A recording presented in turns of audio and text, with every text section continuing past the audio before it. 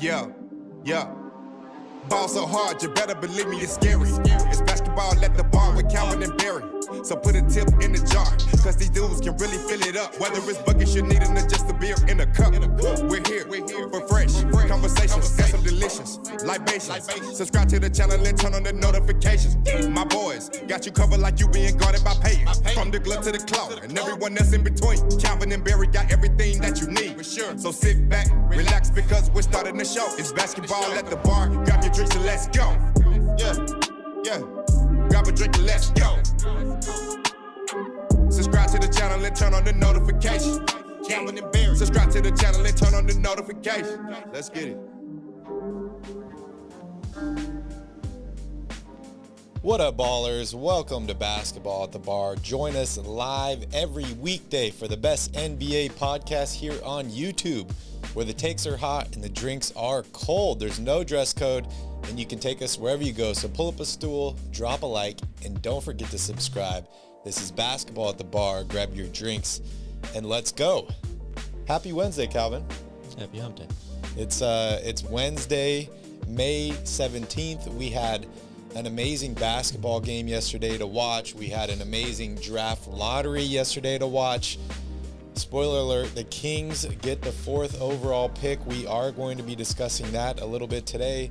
We're going to be talking about some injury updates. We're going to talk about Brittany Griner and the situation that's unfortunately happening to her.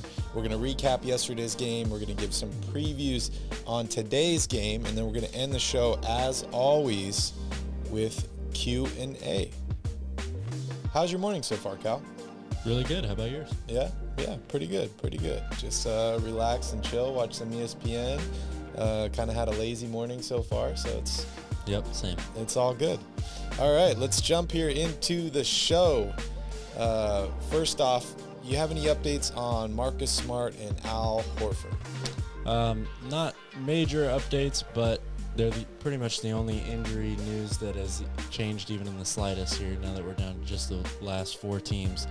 Al Horford, highly unlikely that he plays in Game 2. Still recovering from COVID. Of course, he's got to have a negative test before he comes back. So it is very, very unlikely that he will be available for them. Marcus Smart, on the other hand, it says he is aiming to return in Game 2. They're feeling more optimistic that he will play with that sprained foot. Yeah, he definitely is much more likely to play because he doesn't have to pass those COVID protocols. Right. But how effective is he really going to be? Defense Good relies question. On, moving your feet, having all that. And if he's hurting, it's going to be pretty difficult for him. So Yeah, as we can see, this series is already off to a very physical, grind it out defensive start. So that's Marcus Smart's style of play. He loves to play in those games, but when you got a hurt foot, makes it a lot more difficult. Yeah, we kind of saw something similar in the previous round where Miami tried to throw Kyle Lowry out there. I know it's not a foot injury, it's a hamstring, but he wasn't able to go full speed. I think it definitely hurt them. We'll see what happens here with Marcus Smart, but big losses for the Boston Celtics. Series is getting tougher and tougher for them. Yeah, very unfortunate. All right, next up, Brittany Griner. I've wanted to talk about this situation for a little while, but it's tough because we don't have all the information. As many of you know, Brittany Griner plays in Russia during her WNBA offseason. She's done it for, 5 or 6 years now? Long time. She's won EuroLeague titles. She got caught with a weed vape pen or something like that, and she's been detained by the Russian police. It's going on 3 months now. I think it's 90 days officially today.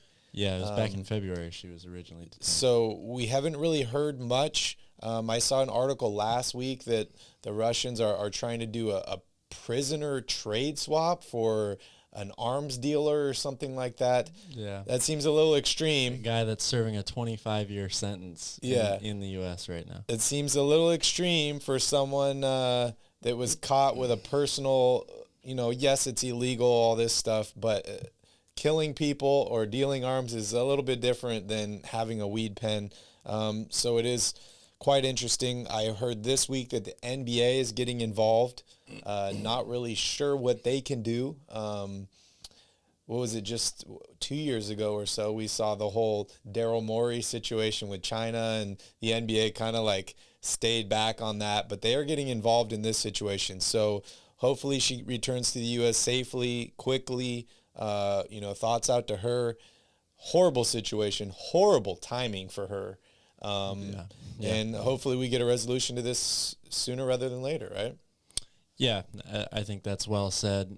Just like you, I don't know all of the facts here on this case. I think it was not just a weed pen, that she had multiple hashish oil cartridges in her luggage. So the question is she trafficking these things in and out of Russia?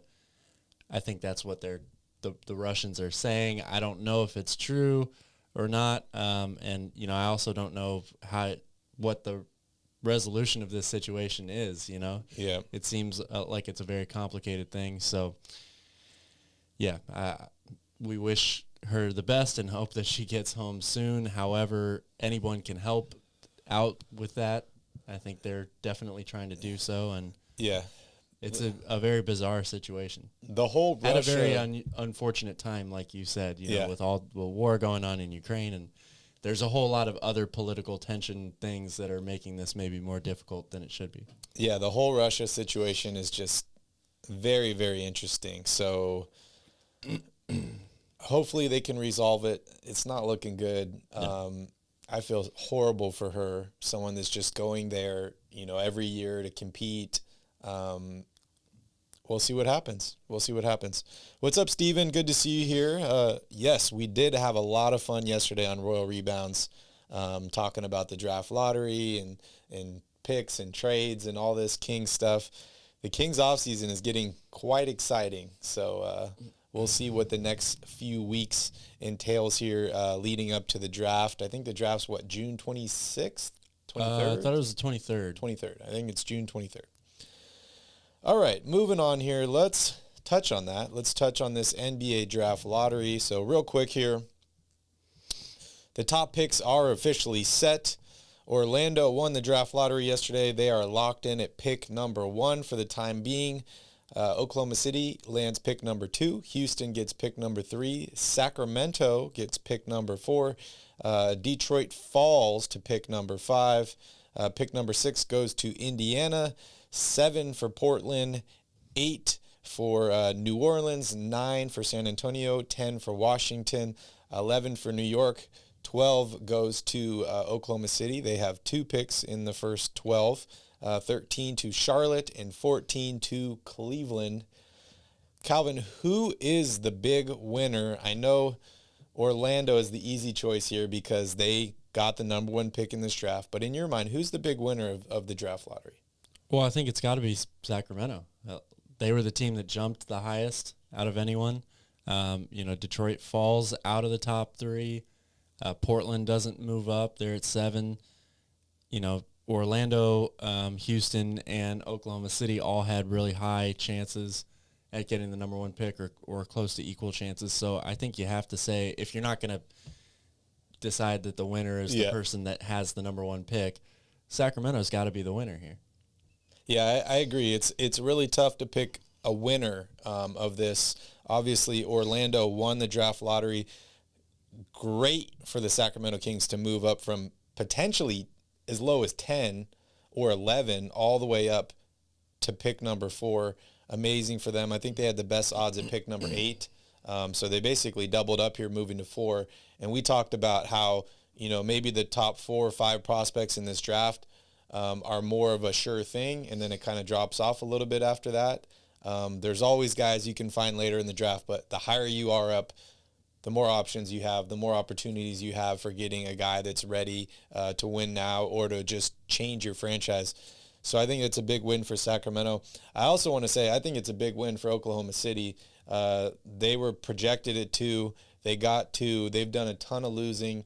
And they've just pulled in a bunch of draft picks here over the past couple seasons, trading guys like Russell Westbrook, Paul George, all that. So I think them staying at number 2 is really big for them because They have a bright future ahead. They have the assets if they did want to trade up to number one, if they did have a guy that they really did like. And they have some good young players already and a ton of cap space. So it's hard for me to pick a winner here, but I'd say all 4 teams in the top 4 had a big win yesterday. Yeah, I agree with that, definitely. I think there's a few teams, in the bottom half of the top 10 that have assets to move up as well if they wanted to. New Orleans would be probably my first choice out of that group. Yeah, Steven, thank you for all your questions here. We appreciate you joining in with us. We do have a bunch of stuff coming up here in the off season. You mentioned the draft, free agency.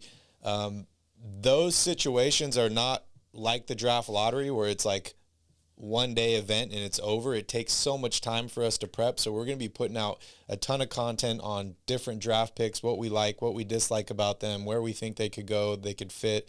We're going to be doing a bunch of 2K content with NBA 2K, just fun, hanging out, playing in the park, rebuilding teams. And then any other basketball news and stuff we can talk about. We'll try and be here as much as we can this summer to break down all that stuff. So thank you so much for all your comments. All right, Calvin. Number 1 pick.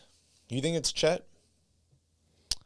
Yeah, I think that's probably the most likely scenario. But it may come down to, they just think Jabari Smith has a higher ceiling and they decide to go with him. I think it's got to be one of those 2 players. Yeah. If it was anybody else, it would really surprise me. Who is your favorite player in this year's draft? That's a good question. I think a lot of these prospects are pretty even at the moment. In the top 10. I'm starting to really like Keegan Murray more and more the more I watch of him. Mm-hmm. But you can make a good case for a lot of these players, especially a lot of the wings. They're not superstar ready players or win now, win tomorrow players. But I like Chet Holmgren a lot. I like Jabari Smith a lot for different reasons. But I think Keegan Murray is starting to emerge as one of my favorite all around prospects in this draft. Yeah, definitely. He might be the most NBA-ready player of anyone in the draft. Yeah, definitely ready to score. 26.5 points per game, 9.8 rebounds, 1.7 assists, 2.2 blocks. So he basically does everything for that team. And he's he's 6'8". Maybe he will grow a little bit more. He's 21, almost 22. But what team do you think fits him best? I think he fits on a lot of teams. He does a lot of things really, really well. As you mentioned, he's a really good scorer. He's a 3-level scorer. He's a good rebounder, a solid defender for a guy his size. Not maybe the best or not the best athlete in this class, not the most speed and quickness, but just a really solid all-around player. Kind of reminds me a lot of a Harrison Barnes type if you're a Kings fan. Okay. A better scorer, I would say, overall, at least in college. We'll see how that translates to the pros. But the dude is just a really, really solid player that got steadily better over his career and was arguably the best player in college basketball last season for the whole year. Yeah, I see him projected right now to go to Indiana with pick number 6. Does that sound about right to you, or you think he'll go higher or lower than that? I think anything because the Kings have the 4th pick, he could go as high as 4. The Kings do need wings for sure. So I think something from the 4 to 7 range is what you should expect from him. Okay. All right, next up, still on the draft here. There's only 58 picks in this year's NBA draft. 2 teams had to forfeit their picks. I think it was the Bucks and actually the Bulls or the Miami Heat. There was some trades that moved around there. This was dealing with Kyle Lowry and apparently contacting players and stuff like that. These are second-round picks. They're late in the draft.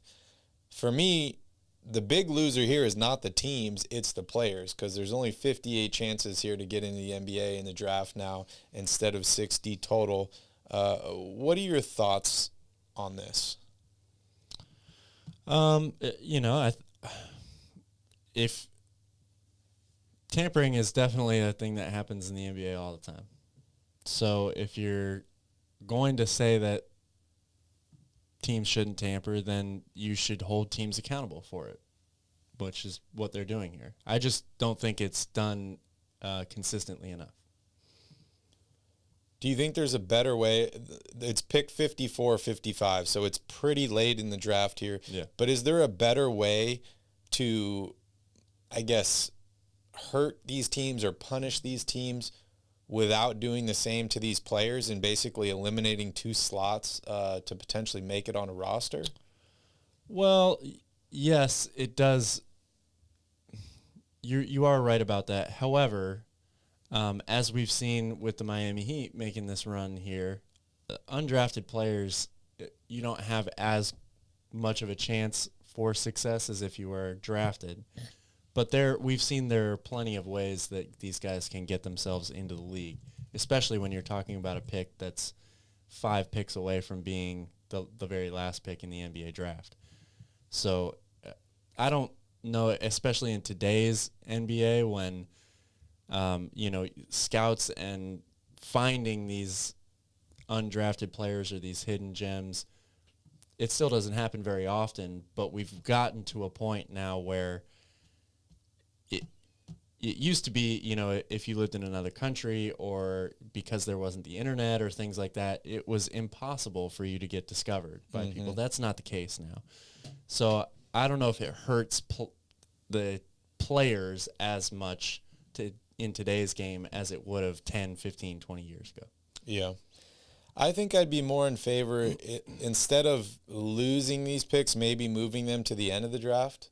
So, like, you move everybody up, and then you give them the 2 last picks.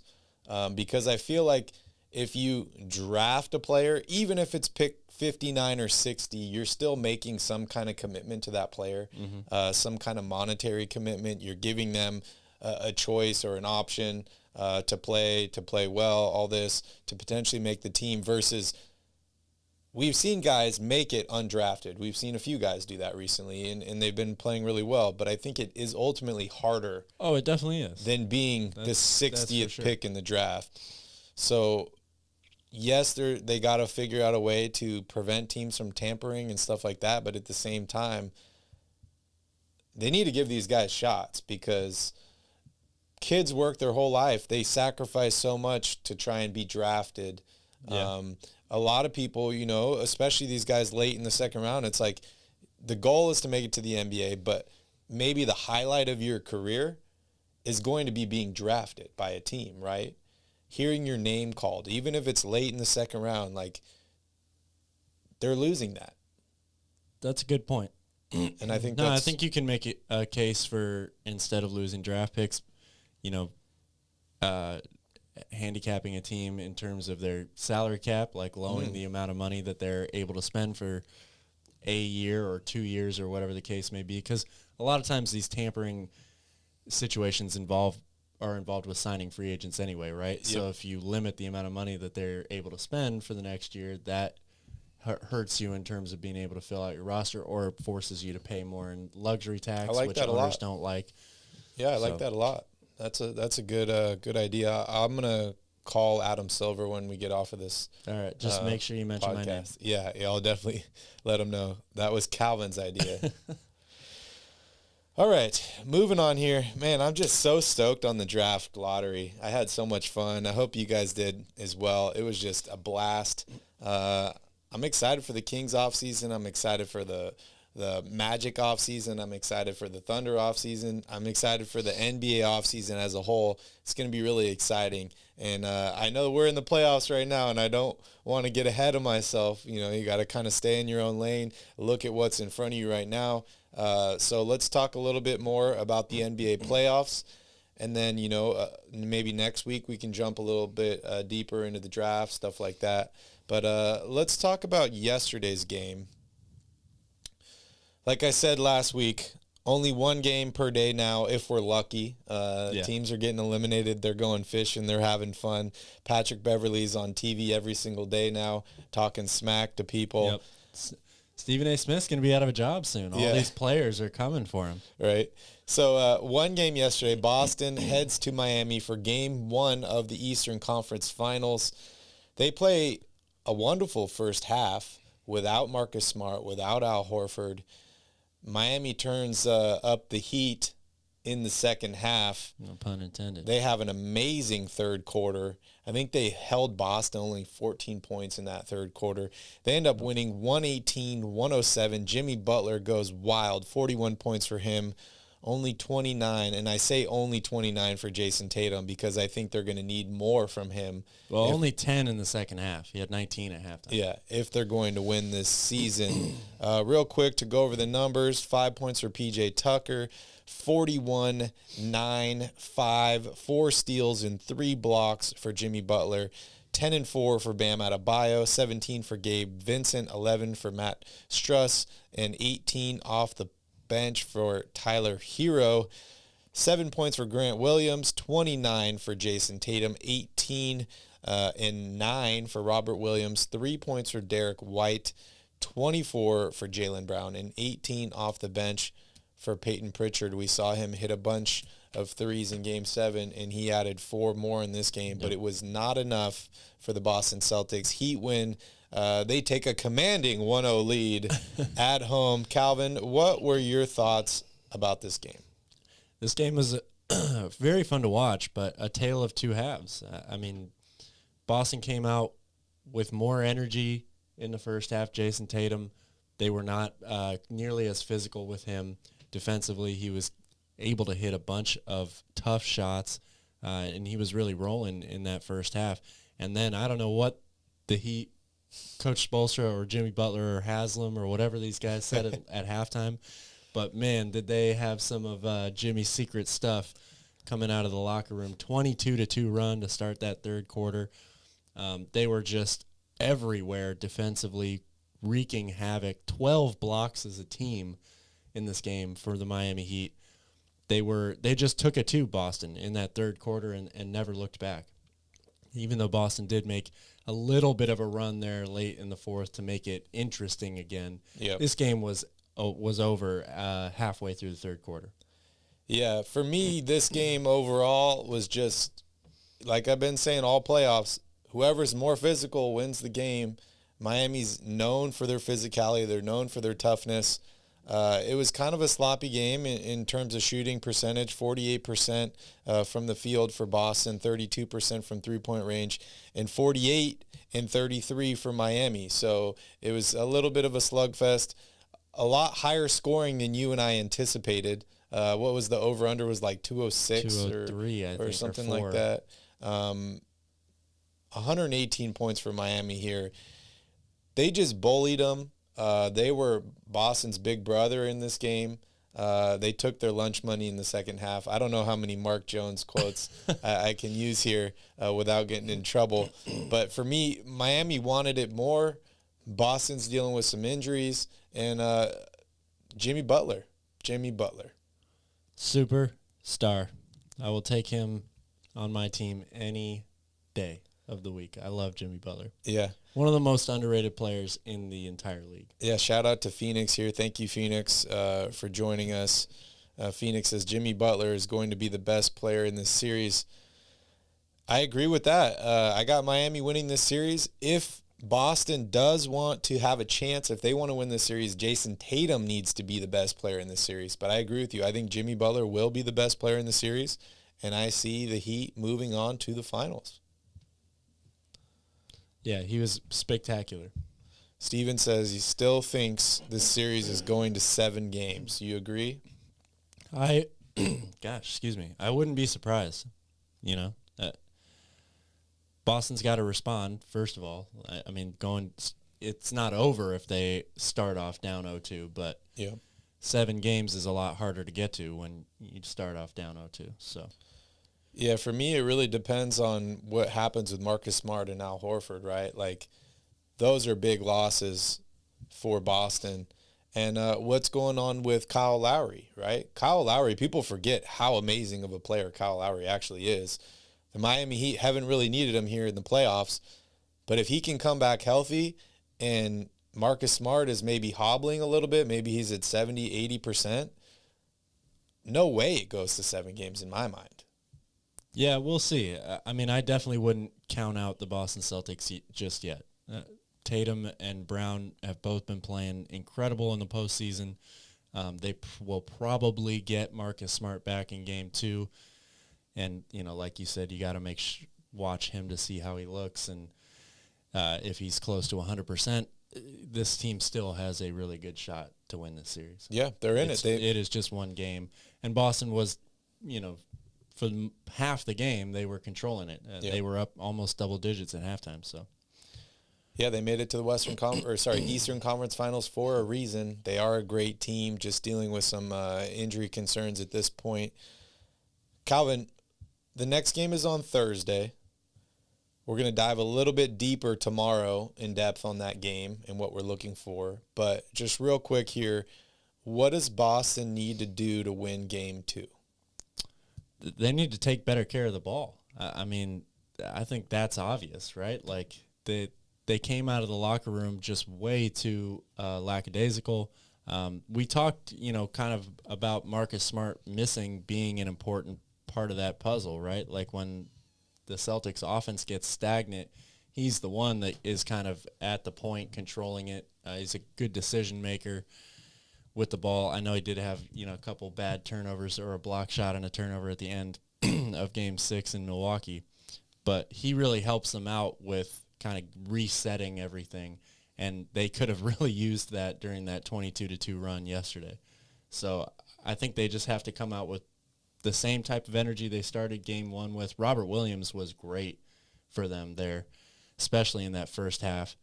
And they will continue to need one of the other supporting cast guys, whether it's Peyton Pritchard or Grant Williams, to keep knocking down big, timely shots. But they just can't afford to let Miami take control of an entire quarter like that. That one quarter lost them the game easily. Yep.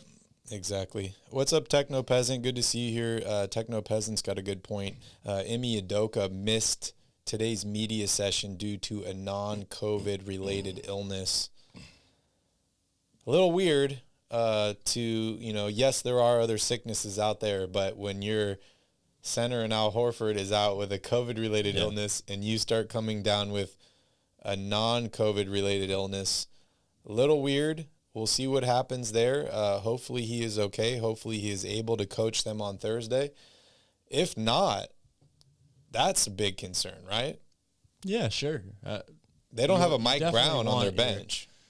No, they've got some good assistants, though. I mean, it's not like they're just going to roll out with a scrub or a fan that they pull in off the stand. Hey, you should come coach the Celtics tonight. They're going to have the same game plan. They're going to have everybody in the right spots. But, yeah, of course you want your head coach to be on the bench. Would you throw Brad Stevens out there?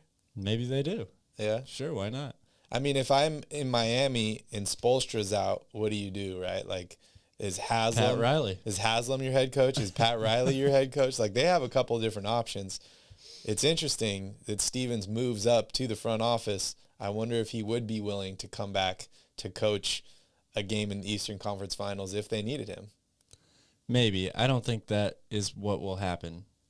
As we've seen, the Boston Celtics have a pretty good, I guess, whatever farm system or whatever you want to call it for assistant coaches. So I think they've got some guys that are capable. Steven wants to fast forward to the NBA draft. I'm sure you do. It's going to be a really exciting time, but we still got about 5 weeks or so until then. There's still a lot of basketball to happen. There's still a lot of exciting things, trades, all this fun stuff. I know I'm going to California next week. I don't want to fast forward through that. So, there's a lot of things going on. I know you're excited. Yesterday got me pumped.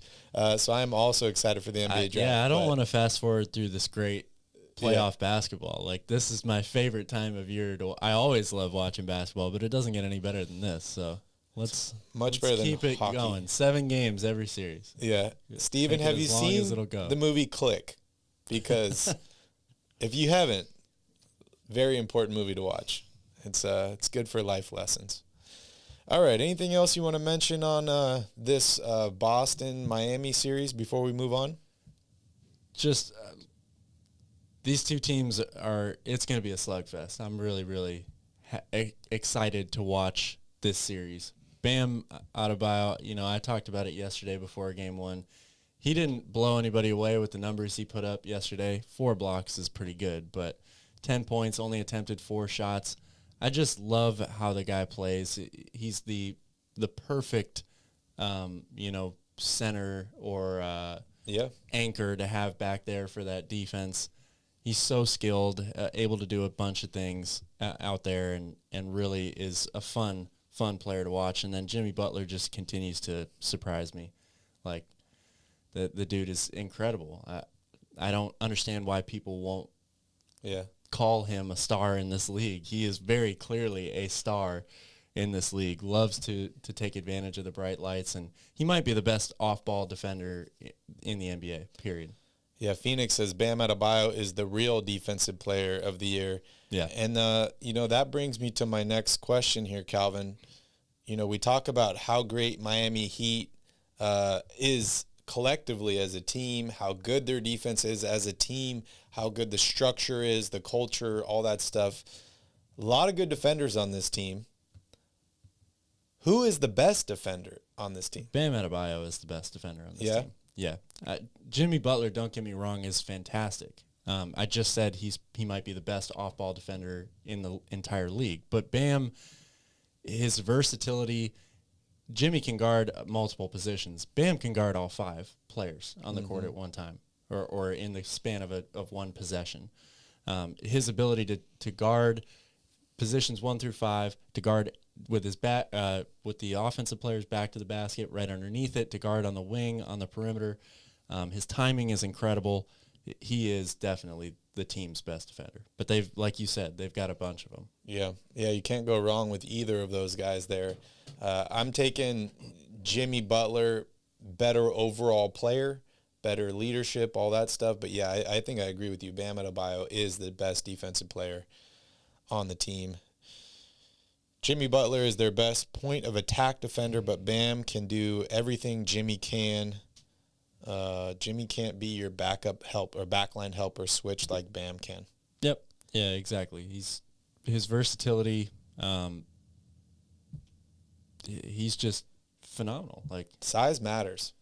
Size does matter, but size and quickness matters even more. Lateral quickness. It's one thing just to have a huge wingspan like Rudy Gobert, right? Yeah.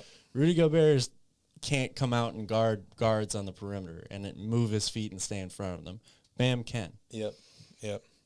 Yeah, Bam's a little bit smaller there, but yeah, there's a little bit. Yes, it's kind of like when we create our players. He's still 6'9". It's not like he's a tiny guy. It's kind of when we create our players on 2K, right? Where there's like the stats, and it's like you make them taller, but the speed drops down. Yeah. And Bam's got like that perfect combination where he's right in the middle. He's got the quickness, he's got the size, and he's actually got it up here too. So, great player. I would love to have him on the Kings. Played with De'Aaron Fox in college, so I know they got that connection. But I don't see him leaving Miami anytime soon. And Miami would be not too smart to get rid of him anytime soon. So they don't want to let him go. That's for sure. I'm still going with Miami winning this series. You agree with me, or you go with Boston? Man, I feel like a terrible analyst here. I keep flipping on this.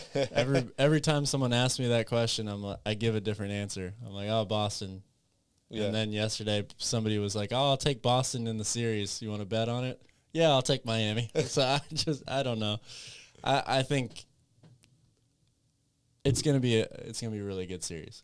I think after yesterday, a lot of people want to say Miami has the advantage, but again, they had one phenomenal quarter. Other than that, this was a back and forth game, or Boston had a double-digit lead for most of it. So this series is definitely not over.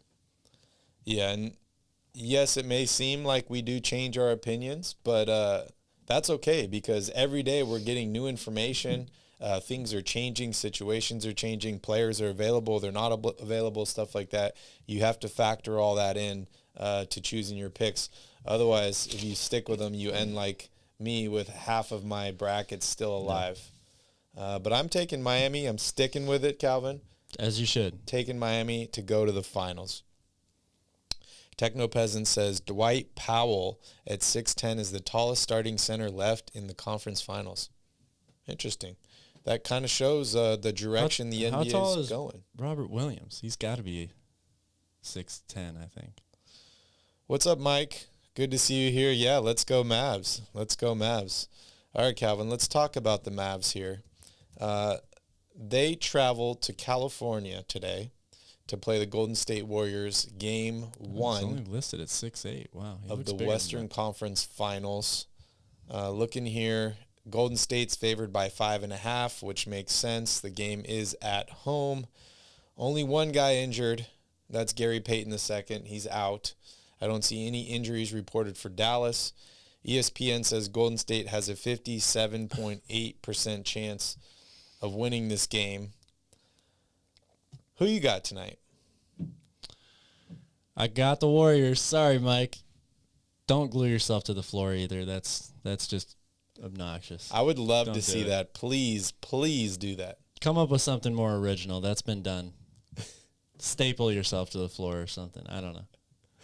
I mean, glue is made from horses, right? So that would make sense Oh, yeah, for a there you Mavs go. fan to glue themselves to the floor.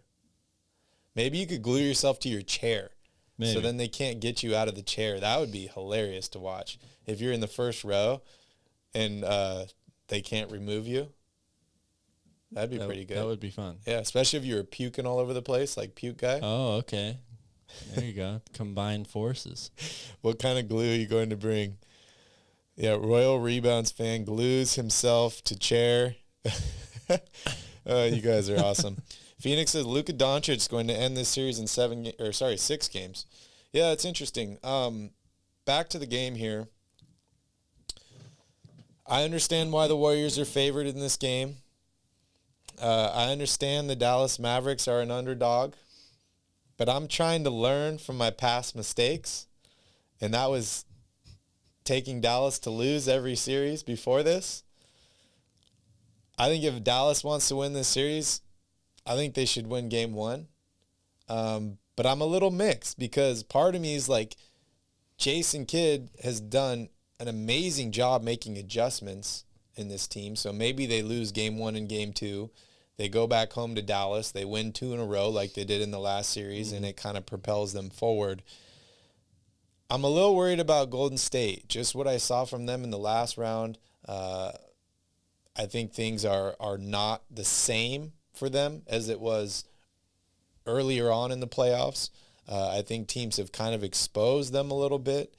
I expect this to be a close game, closer than 5.5, which is what the spread is. I expect Luka Doncic to have a huge game tonight. If the Mavs win, the shooters shoot and they make shots. Yep. If they don't, the Mavs lose this game. If the Mavs lose tonight, it's not over for them. I expect adjustments in game 2, game 3, game 4. This is a coin toss for me, game 1. Coin toss. Yeah. I mean, look, Luka has been phenomenal all postseason, not just this postseason, but in his entire career so far. He's going to put up huge numbers. The Warriors are not going to be able to do anything differently to him. He really isn't affected by much anymore. So he's going to get his. I would not be surprised at all to see another, 32 points, 10 rebounds, and 7 assists per game in this series. Yep. As you mentioned, it's about the other players on this team. What's Jalen Brunson going to do? What's Dinwiddie going to do? How many threes are they going to hit? The reason I give a slight edge to the Warriors is because the Warriors operate a little bit differently than Utah and Phoenix do. They're going to present a new set of problems for Dallas defensively. Their ball movement, their ability to cut and move without the ball, they run a lot of different sets than either of those other teams do. There's a lot less isolation. They keep the ball moving. They got to cut down on turnovers, which I've said before. They have had a problem with that all year long. But also the number of players they have on their team that have the ability to create their own shot is much higher than what either of these other two teams Dallas just played in the previous 2 rounds. Yep, correct. Chris Paul, if he still had that ability or, looked more like the old Chris Paul down the stretch of that series a week ago, Phoenix probably wins that series. So that's why I give a slight edge to Golden State in this series. Yeah. I would not be surprised at all anymore if Dallas has, great games, shoots really, really well from 3. Luka does his thing, and they end up beating the Warriors in 6 or 7 games. It would not shock me, but I do give a slight edge to the Warriors in this series. Yeah, I think the key, if you're the Mavs, is you need to figure out a way to get Draymond Green out of the game. Whether it's in foul trouble, whether it's being physical with him, whether it's getting under his skin or getting in his head. That, to me, is going to be the key. They have these 3 amazing guards in Doncic, Dinwiddie, and Brunson. I think that's going to put a big load on guys like Steph and Clay. They're going to be chasing those guys all over the court. So for me, the big advantage that Golden State has is Draymond Green. Now, the Mavericks have all these shooters, especially big guys, and they can try and pull Draymond away from the paint, get more to the basket, stuff like that. But I feel like you really got to go at Draymond Green in this series. He is, as strong as he is, and as much as I praise him for being, an amazing leader, a tough guy, the backbone of the team, all this, he's also probably the most vulnerable guy in terms of getting under his skin, getting in his head, tricking this guy into fouls or technical fouls or getting himself suspended or stuff like that. I don't see that happening with Klay Thompson. I don't see that happening with Andrew Wiggins. I don't see that happening with Steph Curry. So for me, if you're the Mavs, you need to figure out a way to get Draymond Green out of this series. I think they got to start out by just attacking him. They got to get him into foul trouble in this game and go from there. Yeah, I think that makes a lot of sense. Draymond will probably take himself out of the game before the Mavs take him out of the game, right? It's about getting him to get into it with the officials as opposed to correct. Taking away his mental edge or something like that. So, and Mike, I do not have a Mavs jersey, but if you send me one, if the Mavs win, I will wear it every day during the NBA Finals. That's a promise. And he also agreed on yesterday's show that he will take another shot of Jameson for you if the Mavs win the series. Yes. Techno Peasant wants to know if the Mavs have any instigators. That's a tricky word. It is. I would say Luka Doncic is a little bit of an instigator. Yep. I would say Jason Kidd is a little bit of an instigator. I don't really know too much about Spencer Dinwiddie. I heard all the rumors that they didn't want him in Washington, and I don't know why. The dude doesn't seem like an instigator to me. Jalen Brunson doesn't seem like an instigator, but he seems like kind of a pesky guy that could get under your skin. That could be annoying, but every team has those guys that are on the bench that have been sitting there for 90% of the season. And when coach needs you to go out there and commit a hard foul or do something or get in somebody's head, they're there. So I'm definitely not worried. Maybe Boban. Yeah. I'm sure Asha would love that. Funny story about Spencer Dinwiddie I saw on Instagram today. He gets a $1 bonus if he wins the NBA championship this year. Oh, wow. Apparently when he was negotiating his contract for the Washington Wizards at the start of the season, winning the title was not very high or not expected very much. So $1 if the Mavs win the title this year. Do you put that dollar on your wall? Oh, yeah, you frame that. Yeah, you frame it? Absolutely. Or you say, I want that dollar in my trophy or in my ring. I think he gets a $400,000 bonus for making the NBA Finals, but only $1 if they win. Interesting. So you're taking Golden State in Game 1, huh? I am taking the Warriors in Game 1. Mm-hmm. At home, Mike's not there to glue himself to the floor yet. That's Game 2, so the Warriors will win in Game 1. All right, I'll agree with you. I got Golden State tonight, and I got Mavs winning and stealing home court advantage on Friday. Oh, in front of Mike. Man, he'll love that. And then I think it starts then. Then they head back to Dallas. Yep. Maybe Chris Paul's, not Chris Paul, Steph Curry's family might get some hugs in the crowd or something. We'll see what Dallas can do, but, There you go, Mike. You should glue yourself to Steph Curry's wife. There you go. Or to Steph Curry. Hugging position. Or to Steph Curry. Or to Steph Curry. That would be so great. This guy has glued himself to a player. Glue yourself to Draymond Green. You could take him out of the game for that. Dinwiddie said he wants it paid in pennies. Yeah, I mean, that's only 100 pennies, but that would make sense. All right, anything else you want to mention about these two series before we move into Q&A?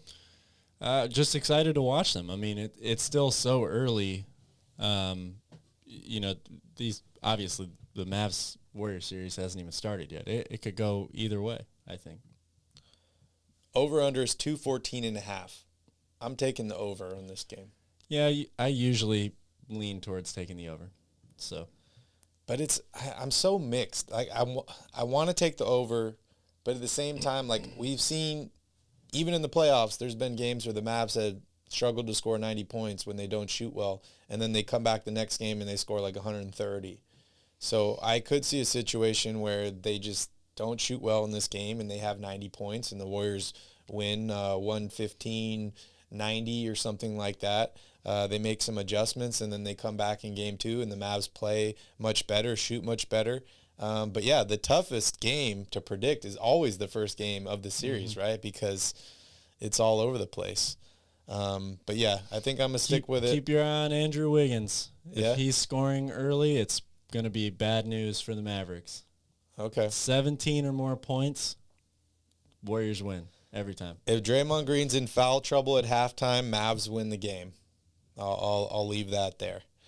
All right, guys, we are going to wrap up that and move into Q&A. So if you guys have any questions, any thoughts, any concerns, anything you want to talk about, let us know in the chat. We had an amazing time yesterday celebrating the Kings winning the 4th pick in the draft lottery with all of you on Royal Rebounds. So that was a great time. If you guys want to talk about that, you want to talk about the games today, anything, just let us know in the chat. We got another 10 minutes or so for you guys here. What's up, Ivan? Good to see you. Ivan is rooting for the Mavs. That's good. I'm rooting for the Mavs too.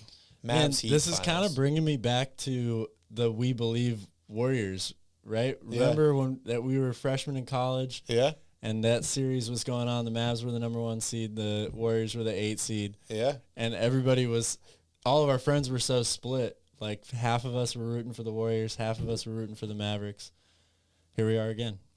Yeah, I actually had this big TV, like projection movie theater style TV that my roommate from the dorms didn't have a place for it, so he was storing it at our apartment.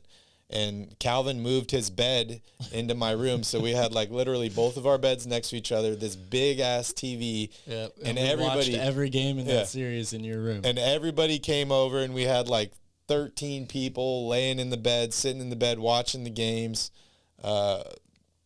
Funny times being 18, right, Calvin? It was. That was really fun, actually. All right. Let's see. Steven had some questions here earlier. I think the Magic and the Thunder won this draft. Yeah, I mean, I agree with you. Any team that's in the top 4 definitely did it. He says, who played with Jalen Suggs? Oh, Chet Holmgren played with... Actually, I don't think that's true because Holmgren is a freshman this year, isn't he? So he wouldn't have been on the team last year. At Gonzaga? Yeah. Jalen Suggs went to Gonzaga as well. But I don't think they were teammates because Holmgren is a freshman this year. Interesting. Am I wrong about that? You guys should do a 2K tournament. I'd love to do a 2K tournament. Steven, what system do you have? We have a PS5. Haven't played too much recently. When we were on lockdown, Calvin and I played a ton. Yes, we did. But, we can meet you in the park, any of that stuff. But, yeah, we could run a tournament. It'd be a lot of fun. We love 2K, and we love NBA basketball. So we'd be happy to do that. if we can get enough people. I also believe the Thunder, with multiple top picks and having the number 2 pick, helps put Jabari Smith is the smart pick to go. Yeah, the Thunder have a lot of options. They have so many picks. They have the best chance, I think, at trading up to pick 1, because if you're, the Orlando Magic and the guy you like is not the consensus top pick, you could move down and potentially pick up pick number 12 and fill 2 spots on your roster. I might consider that if I was Orlando. But yeah, Jabari Smith, great player. Chet Holmgren, all good prospects. Jimmy Butler, we talked about him. Oh, Phoenix is talking about Kawhi Leonard. Jimmy Butler, Kawhi Leonard, who would you take, Calvin? Man, that's tough. I'd take a healthy Kawhi Leonard. I mean, I'd take a healthy Dwayne Wade. I'd take a healthy Brandon Roy. That's the tough part, right? I'd take a healthy Tracy McGrady. Yeah, I get it, but I'm just saying they're very close in my mind. But Kawhi Leonard, before he got hurt, he was arguably the best basketball player in the world. That's true. Why don't I like the Warriors? It's not that I dislike the Warriors. I just I picked the Mavs to lose every single series before this, and they proved me wrong. So I'm trying to learn from my past mistakes and choose the Mavs to win this series.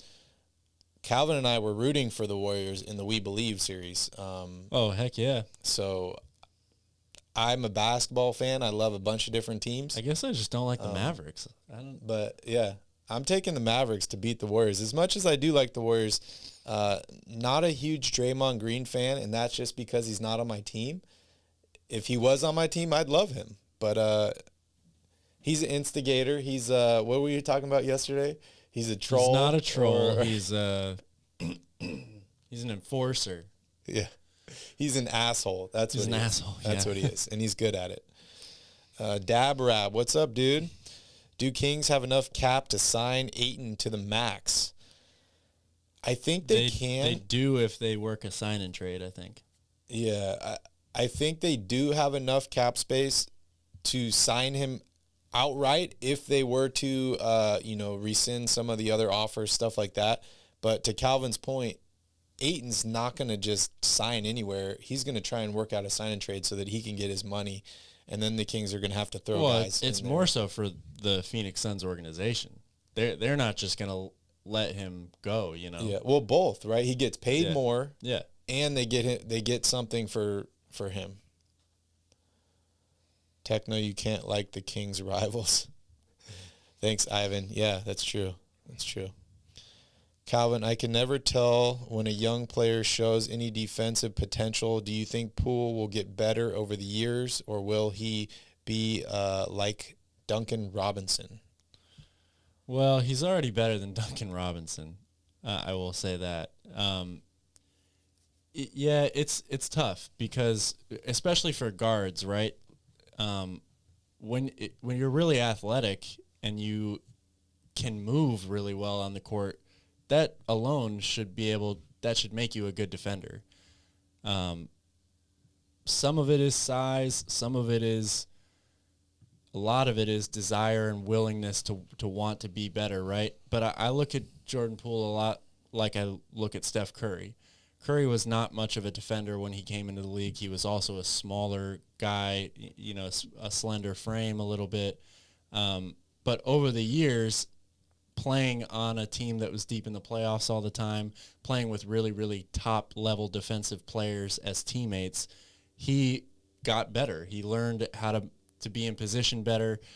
He moves his feet. He's not the quickest out there, but he knows where to be, and he has good hands. Jordan Poole is the same way. Like, he should be able to be at a similar level. I don't know if I see him being an elite, defensive player. I don't think he's going to make any all defensive teams, but there's no reason why he can't be a good or a solid defender, especially on a good team defense.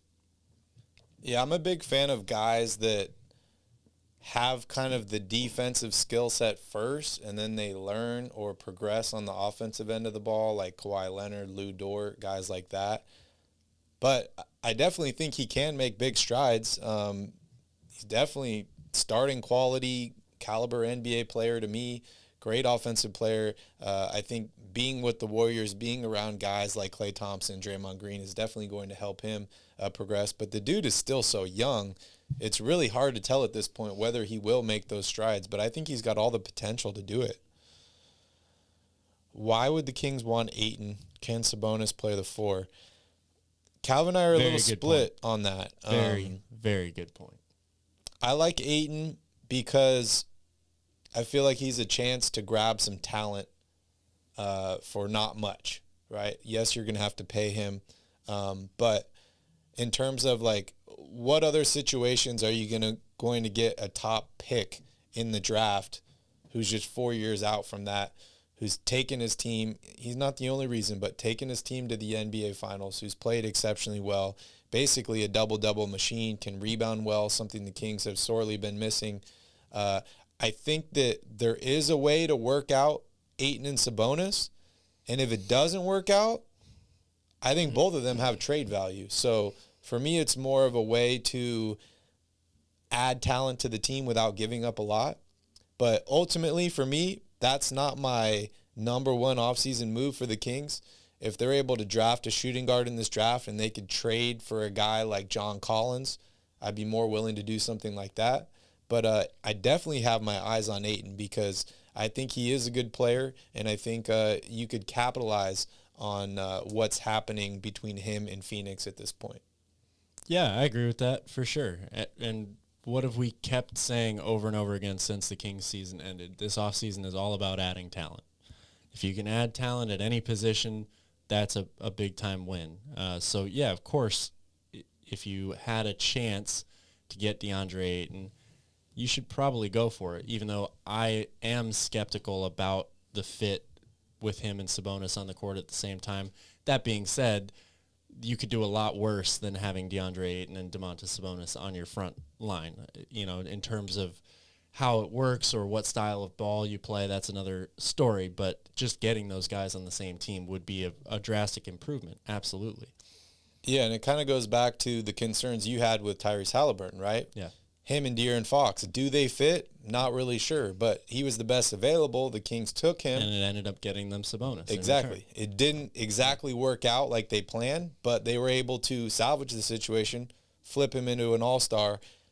If the Kings can draft Ivy or Sharp or Keegan Murray, maybe not Murray if they're going to go after Ayton, but if they can get a good guard in the draft with pick number 4 and bring in a guy like Ayton, I think there's no reason the Kings don't make the playoffs next season unless, you know, some crazy freak health accident happens to multiple players on the roster. We'll see. They need to fill out the rest of the roster. Technopeasant brings up a good point here about floor spacing. Shooting is definitely something that this team needs as well. So you're adding another post player. Mm-hmm. You're shrinking the floor a little bit. If you don't go out and get some shooters to fill out the rest of the roster, then you do have a little bit of a problem in the half-court offense. Yeah, I do agree with that too. Shooting is definitely something, that Monty said he wants to bring in this offseason. Sabonis is not a bad three-point shooter. His career number is about 32%, that's not good enough. I mean, you want better than that, but that's about a point per shot, which is pretty good, right? Not good enough. Something I don't want somebody who shoots 32% from 3 taking 4 threes a game. Yeah.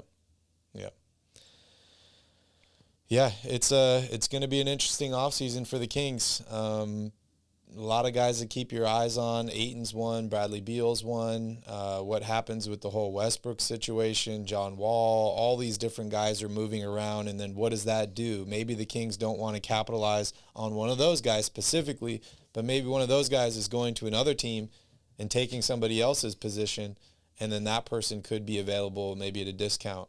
But yeah, Kings need to add talent. That's the number one goal this offseason now. As much talent as you can.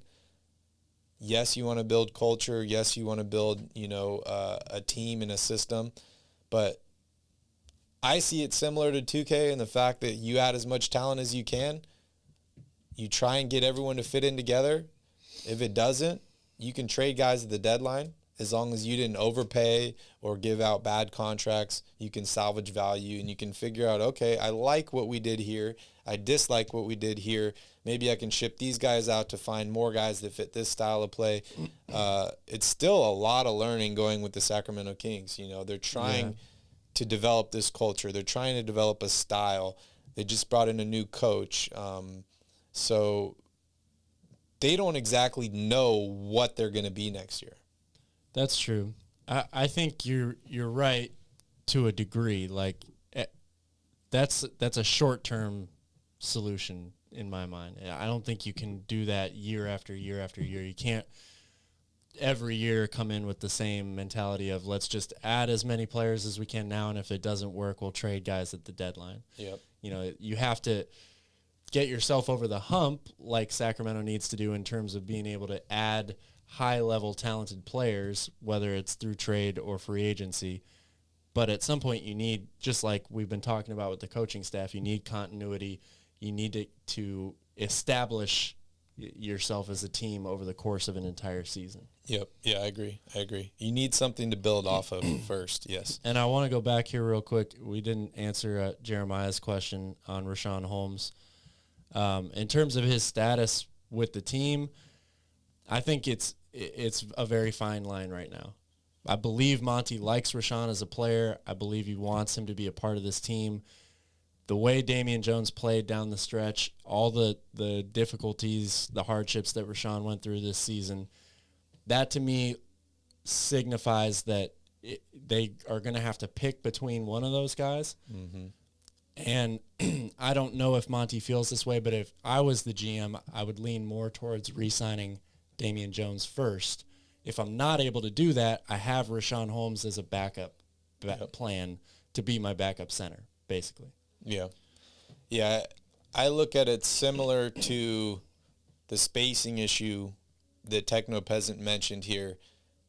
Would Rashawn and Domantas Sabonis fit well playing together? Rashawn makes a lot of money to be a backup center on this squad. I do like the contract. I think he has value. I think he's tradable. That's probably what I'd look forward to this offseason is trading him to try and fill in either the 4 or the 2 position and move on. I would not be disappointed if Rashawn was on this team next year because I do like Rashawn a lot, but I think the Kings have more immediate needs they need to figure out. They need to figure out what the starting 5 is going to look like, and then you start filling in the bench. If I could trade Rashawn for a starting 4 and bring in Damian Jones as backup center, like that is a win-win for me. And I really do like Rashawn a lot. One thing we did learn in the last week is Rashawn was granted full custody over his children. I guess his ex or baby mama or whatever it's called these days took them out of the state without his permission. So he was granted full custody. That's probably going to help him in his whole legal battle. And we'll probably get some more clarity in terms of what his availability for any NBA team will be like next season in the next couple months. So I think with that resolved, there's a clear path to him returning to Sacramento. Dabrab likes Mo Bamba. Mo Bamba could be an option if the Magic pick Chet. He could come at a buy low price. Kyle, I know you've liked Mo Bamba. Yeah, I like that option. I still think one of the positions the Kings need the least is center. So I would be looking for other positions of need first. And I also am not sure that the Magic are really going to want to part with Bamba now.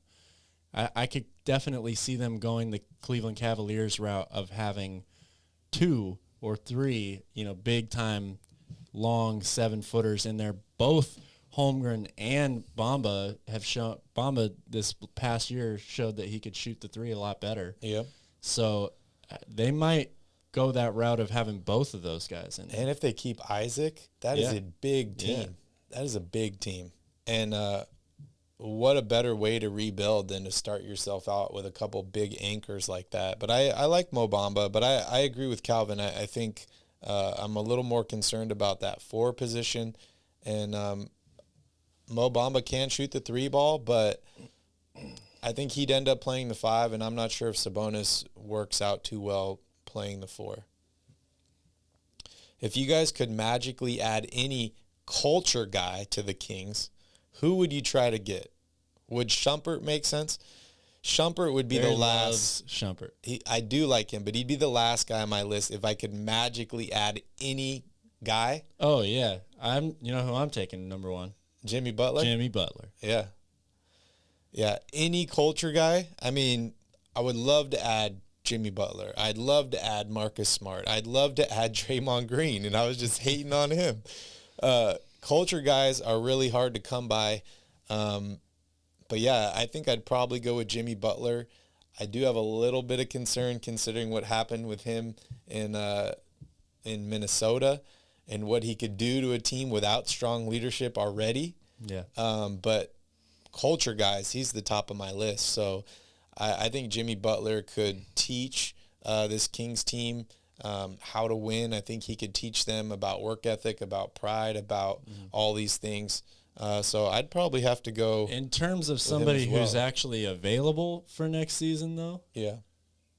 Now, again, this doesn't solve every problem, and this is a guy that's getting older, but PJ Tucker is a free agent. Yeah, I like PJ a lot. A lot.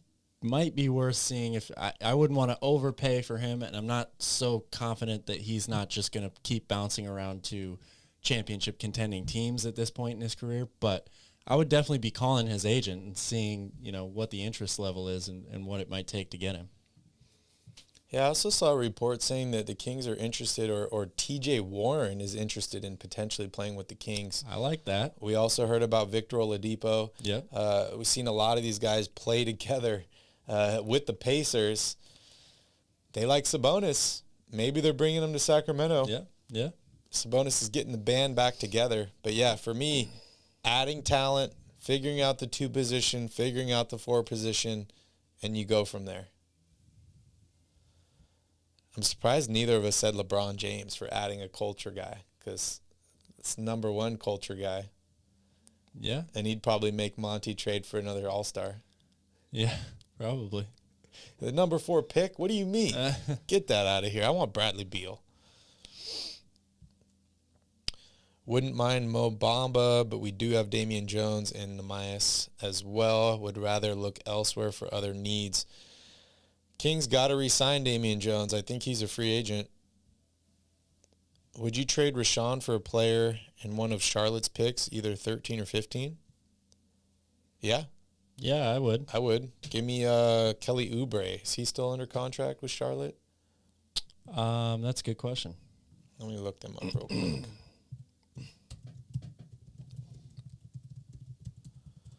I was actually looking at that fit a lot. I think Charlotte would love a guy like Rashawn Holmes. I'd love to add another pick in this draft. I like Kelly Oubre. He's partially guaranteed 12.6 next season. The Kings have needed wings.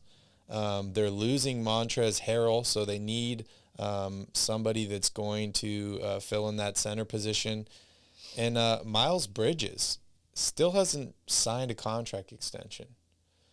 If I could work out a deal for Miles Bridges, I would be ecstatic. Oh, yeah. Or Kelly Oubre. But, yeah, I'd be open to something like that for sure. Barry, you drinking warm or cold beer today? No beer today. Thank you. No beer today. Thank you for asking, Jeremiah. I was excited, man. I didn't prep it. I was like, I'm not going to drink. And then they didn't have the 7th or the 8th pick. So I was like, I'm cracking a beer open. And it actually wasn't bad. This room is pretty chilled, so the beer wasn't bad at all. Techno says Jimmy or Dre would be great. I'm going to start calling him Day Day on this show. Draymond. That's Day what Day. I think his family called him. Yeah. As a kid. I like Day Day better. It reminds me of next Friday. Yeah. Day Day. New head coach. What's the offense going to look like? Are you talking about the Kings? Because I have that same question. Yeah. Let's wait to see what the roster looks like first. I would guess they're going to run fast. And that's all I know. If we could get Kent Bazemore back, that would be a reasonable culture guy. I think you got to shoot higher than that, Ivan. I like Kent Bazemore a lot, but I think this team needs a leader. They need a leader. Who is that guy going to be? I'd love to see Davion Mitchell step up and be that guy, but it's gotta happen. That's funny, Techno Peasant. They did just trade for Montrezl Harrell, though, so maybe MJ's turning over a new leaf. TJ Warren and Victor Oladipo for the Kings would be great. Yeah, I agree. Dabrub says LBJ isn't good for culture. He's super toxic. I don't know if I agree with that. I think we're confusing toxic with this organizational fatigue thing that Brian Windhorst has now made a thing. I think the media attention that follows LeBron James is toxic. But I would not classify LeBron as a toxic person.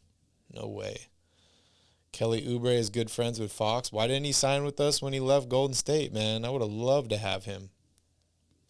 Doesn't MJ like having weird-looking tall white men for their centers? Plumlee, Zeller, would they take Holmes? Oh, that's funny. Yeah, we could give him JaVale McGee. I know he's not white, but he's lighter, I guess. Or Boban. Maybe they'll sign Boban. Yeah, there you go. Asha wouldn't like that. That would be an incredible offseason. 4th pick, TJ Warren, Victor Oladipo, Kelly Oubre, 13th pick, 3-and-D, and Dante and Davion. Damian. Oh, sorry. You meant Damian. Yeah, Damian. That would be a hell of an offseason. Yeah. And you could probably get most of those guys for pretty cheap. I don't know about Kelly Oubre. You probably have to pay him $9-10 million a year or something like that. But I mean, I'm looking at this. I'm like, if they were to do this, why don't you swing for the fences, trade Harrison Barnes and somebody else for John Collins? Well, maybe Harrison is the guy that gets traded for Oubre in the 13th pick. Instead of Rashawn? Yeah. Yeah, this is adding a lot of depth. They need wings. No, that would be awesome. If the Kings could do that, I would feel really good about their playoff chances next year. What do you think this 4th pick affects as far as Oladipo's status, right? Like, if you're Oladipo, we heard the rumors that you're interested or potentially interested in going to Sacramento. Do you think he's expecting to be the starter? And I mean, I would if I was him. I don't know why you wouldn't expect. Draft Ivy at number 4. Yeah. Are you like, okay, Oladipo's going to start, and we're going to bring this guy off the bench, and then if Oladipo's injured, we have a top 4 pick. Well, if that's really what you're thinking about doing, then I think you look elsewhere for the pick. Yeah. Sharp or Keegan Murray. Trade Harrison Barnes. Now you've got your small forward of the future. You have Oladipo starting at 2 guard. Okay. Yeah, it's tough. I like Oladipo a lot. It's just the injury concerns. It's like, can you rely on this guy to be your starting shooting guard the whole season? And if he does get injured, I mean, maybe you have DiVincenzo that can come in, but then who's going to be your guy really off the bench? But I like this. I like this deal a lot. You know, bring in guys like Warren, Oladipo, Oubre, another draft pick. All great moves. Hopefully they're realistic and attainable. We'll see what happens. Techno, that would be a reasonable dream scenario. There's a playoff roster. Mix of vets and young picks surrounding Fox and Sabonis. Yeah, for sure. It's an exciting offseason. All right, guys, we are going to wrap up the show here. Anything else you want to mention, Calvin? No, I'm good. All right. Have a good Wednesday. Yeah. Enjoy the game. Awesome show. It's hump day. If you guys are working, if you're normal Monday through Friday, 9 to 5ers, you're halfway there or you're past halfway. So That's exciting. Matthew, what's up, dude? Good to see you. Haven't seen you for a while. It's Christmas Day and I almost missed it. Are you talking about yesterday? Kings got the 4th pick in the lottery. Anyways, thank you guys so much for joining us. We will see you all tomorrow. Don't forget, there is basketball today, so make sure you tune in for that game. And if you don't, it's all good. We'll talk about it on tomorrow's show. Thank you guys so much for joining us. Thank you for spending so much time with us. We greatly appreciate it. Please hit that like button. Please hit that subscribe button and hit that notification bell so you get notified when Calvin and I put out a new video. Next week, I will be in California on the road. We will continue to do the show, but the format will be a little bit different. So make sure you guys tune in for that. Thank you guys so much for watching. And as always, don't forget to tip your bartender.